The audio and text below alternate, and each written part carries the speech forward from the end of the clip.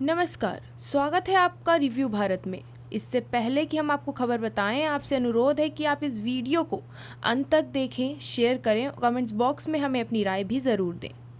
Justice Chandrachud से तो आप परिचित होंगे ही। माना जाता है कि अगर कोई भी ये याचिका डाल दे कि वो अपनी बाप की औलाद नहीं है, तो उस याचिका पर भी वो सुनवाई करने को तैयार हो जाएंगे। जिस तरह से कश्मीर में शांति है और धारा 370 को खत्म करने की अपील पर वो फास्ट ट्रैक कोर्ट में सुनवाई कर रहे हैं, लेकिन जिसने अपना खून पसीना बहाकर धारा 370 को खत्म कराया और घाटी में शांति बहाली की, उसकी सेंटिमेंट को किनारे छोड़ दिया। जी हाँ, हम बात कर रहे हैं भारत के लाल अजीत डोभाल जी की। आप भी कमेंट बॉक्स में हमें बताएं कि भारत का असली लाल कौन है, चंद्रचूड़ या फिर डोभाल। अब इस केस पर अजीत जी को गुस्सा आना तो तय था। चंद्रचूड़ अपने आप को भारत का मालिक मान बैठे हैं और जो सरकार चुनकर आई है उसे अपने पैर की धूल भी नहीं समझ रहे हैं। हालांकि पीएम मोदी ने इशारों इशारों में संसद में बोल ही दिया कि आप सबको पता है कि आजकल अदालतें कैसा काम कर रही हैं। अब आप बताएं कि अजीत डोभाल जी का धारा 370 खत्म करने की याचिका पर गुस्सा होना जायज़ है या नहीं। आज आप इस वीडियो को यहीं छोड़ देते हैं तो भारत के लाल अजीत डोभाल जी के साथ न्याय बिल्कुल ही नहीं करेंगे, क्योंकि यदि वो इस लड़ाई को लड़ रहे हैं तो भारत को अखंड बनाने के लिए कर रहे हैं। सीजेआई को एक रात पाकिस्तान में जासूस बनाकर भेज दिया जाए तो उनकी पतलून गीली होना तय है। और अगर इस शब्द पर वो हमें कोर्ट ऑफ कंटेम्प्ट का नोटिस भेज दें तो हम अभी यही कहेंगे कि सीजेआई साहब, अगर आपकी पतलून गीली नहीं होगी तो आप एक रात पाकिस्तान में जासूस के रूप में बिताकर देखिए।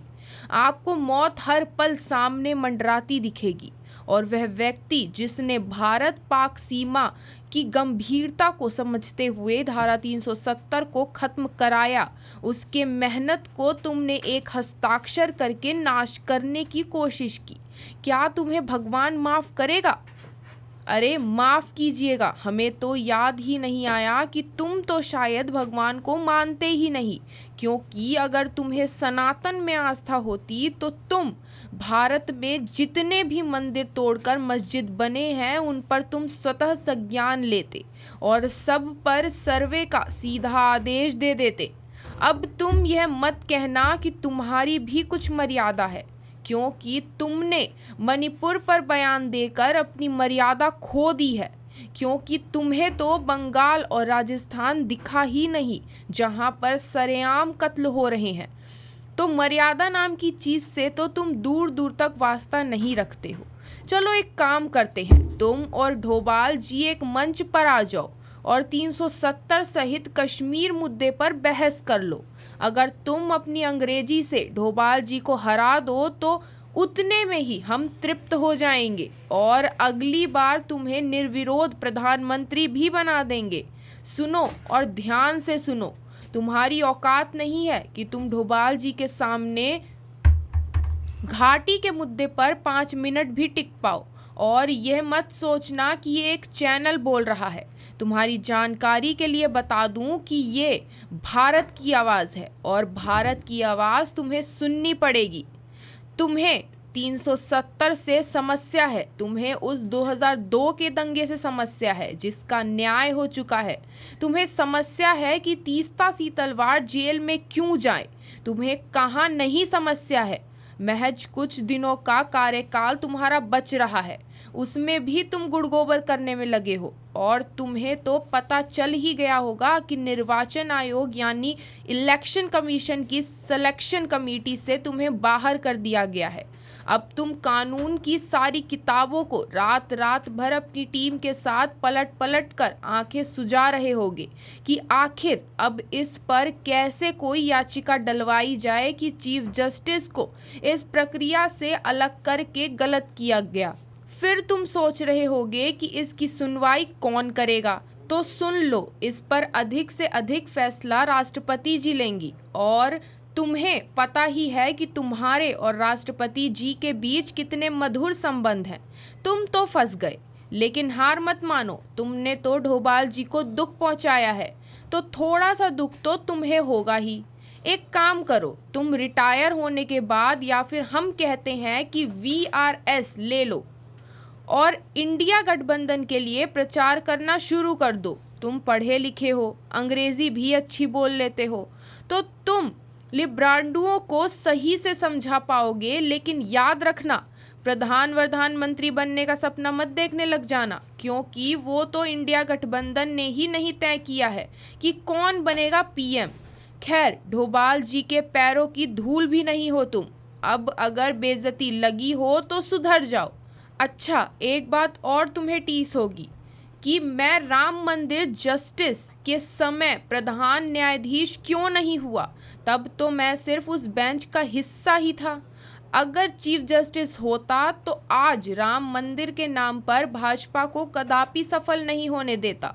तो एक बात गौर से सुनो, अब कोई फायदा नहीं है, और अगर कोई फालतू का कीड़ा परेशान कर रहा होगा और ख्वाब आ रहे होंगे कि क्यों ना एक याचिका डलवाई जाए कि राम मंदिर का उद्घाटन 2024 चुनाव के बाद के लिए टाल दिया जाए, तो इसका फायदा भाजपा को नहीं मिलेगा।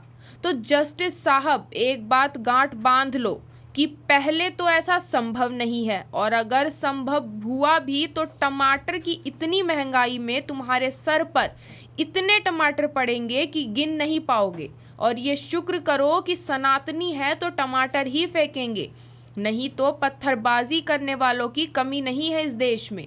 अच्छा, याद आया कि तुम कहीं पत्थरों के डर से तो एंटी इंडिया फैसले तो नहीं करते हो। अगर ऐसा है तो इस बेवकूफ़ी से बाहर आओ। अगर तुमने इतना सुनने के बाद राम मंदिर को थोड़ा भी छेड़ने की कोशिश की तो ध्यान रखना, सनातन में शस्त्रों का गहना भी पहना जाता है। पत्थर से तो बच जाओगे, लेकिन शस्त्रों से क्या होगा वो तुम्हें बखूबी पता होगा। अंत में एक बात और, गुस्ताखी माफ़, क्योंकि तुमने भी तो बहुतों का दिल दुखाया है। अब देखने वालों से भी एक अपील है कि हमारी अपील जस्टिस सुने या ना सुने, आप तो सुन लो और इस वीडियो को 3 ग्रुप में आगे भेज दो। आज के लिए केवल इतना ही। देखते रहे रिव्यू भारत, विश्लेषण भारत का। जय हिंद, जय भारत, जय श्री राम, हर हर महादेव। वीडियो देख ली, शेयर तो कर ही दिया होगा, है ना? नहीं किया तो कर दो, एक क्लिक ही तो लगता है। अब तो कर दिया होगा, अभी भी नहीं किया? अरे कर दो ना। और हाँ, साथ ही चैनल को सब्सक्राइब करना और बेल आइकन प्रेस करना बिल्कुल मत भूलना। ओनली न्यूज़ 24/7 सच की तहत।